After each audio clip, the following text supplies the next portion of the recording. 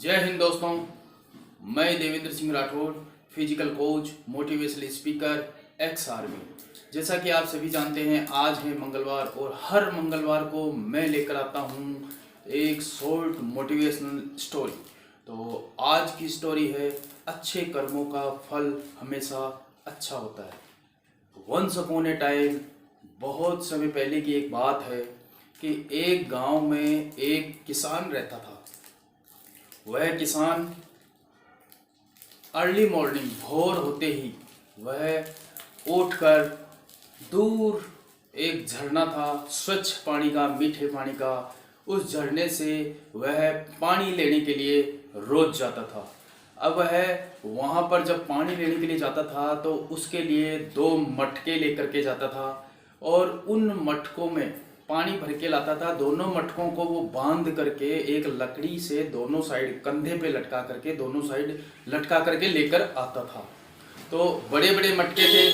उन मटकों के अंदर जब वो पानी लेकर आता था तो उन्हीं मटकों में से एक मटका के छेद हुआ था।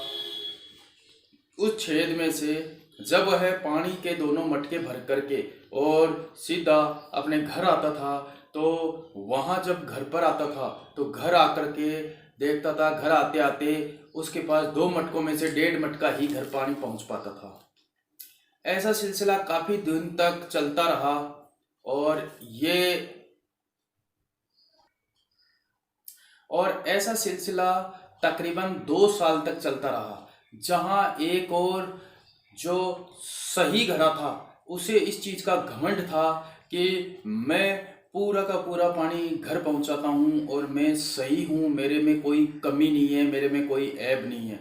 वहीं दूसरी ओर जो घड़ा फूटा हुआ था वह काफ़ी शर्मिंदा था और उसे इस बात का दुख था कि मेरे में कमी है। और मैं जब वहाँ से किसान भर कर के पानी लेके आता है तो घर पहुँचने पर उसे आधा घड़ा ही पानी मिल पाता है। बेचारे पूरे किसान की मेहनत बर्बाद हो जाती है। इस बात का वह उसे बड़ा दुख था और वह शर्मिंदा था। फूटा घड़ा यह सोचकर शर्मिंदा रहने लगा और दुखी रहने लगा। एक दिन उसने किसान से बात की और उसने कहा कि मुझे आप माफ़ कर दीजिए, मैं बहुत ही शर्मिंदा हूँ। क्यों? किसान ने बोला, क्यों, ऐसा क्या हो गया? इस पर उसने कहा कि मैं फूटा हुआ हूँ, जिसकी वजह से आपकी पूरी मेहनत बर्बाद हो जाती है। आप वहाँ से पानी भर के पूरे 2 घड़े लाते हो, लेकिन यहाँ आते आते आपका डेढ़ घड़ा ही रह पाता है। मेरी वजह से आपकी पूरी मेहनत बर्बाद हो जाती है। इस पर किसान को घड़े की बात सुनकर बड़ा दुख हुआ और उसने घड़े को कहा कि कोई बात नहीं, आज जब हम वापस आते हैं तो तुम रास्ते में पड़ने वाले फूलों की तरफ ध्यान देना और उन्हें गौर से देखना। घड़े ने वैसे ही किया। घड़ा जब किसान पानी भर के वहां से लेके आ रहा था तो घड़ा रास्ते में पड़ने वाले फूलों को देख रहा था। उन फूलों को, रंग बिरंगे फूलों को देख करके उसका मन खुश हुआ। लेकिन जैसे ही वह घर पहुंचा, घर पहुंचते ही उसने देखा कि वह आधा हो चुका है। इस पर वह फिर उदास हो गया और मायूस होकर उसने किसान से कहा कि मुझे माफ़ कर दो, मैं बहुत शर्मिंदा हूँ। इस पर किसान ने बोला कि शायद तुमने ध्यान नहीं दिया।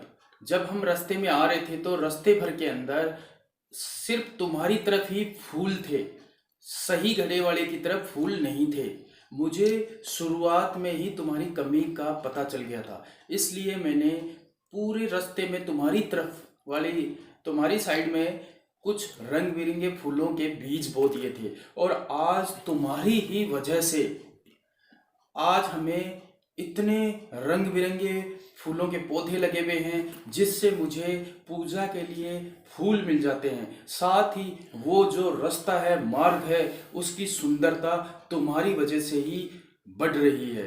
तुमने बहुत अच्छा काम किया है। तुम शर्मिंदा मत हो कि तुम्हारा पानी व्यर्थ जाता है, नहीं, तुम्हारी वजह से ही जितने वहाँ फूल के पौधे हैं उन फूलों को पानी लगता है, मिलता है।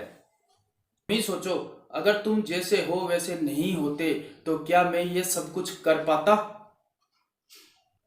जी हाँ दोस्तों, हम सभी के अंदर कोई ना कोई कमी होती है और हमें जो जैसा है वैसे ही उसे स्वीकारना चाहिए और उसकी कमी को समझ के उससे फ़ायदा उठाना चाहिए। और अगर आप इस तरह से कर पाते हो जैसा कि उस किसान ने किया था, फूटे घड़े से ये उसकी कमी समझ के उससे फ़ायदा उठाया था, उसी तरह से आप भी अपने साथ वाले की कमी को समझकर और उससे फ़ायदा उठाओगे तो जो कमी वाला घड़ा है वो सही घड़े से भी मूल्यवान हो जाएगा। तो जय हिंद दोस्तों, मिलते हैं नेक्स्ट ट्यूसडे ऐसी कहानी के साथ।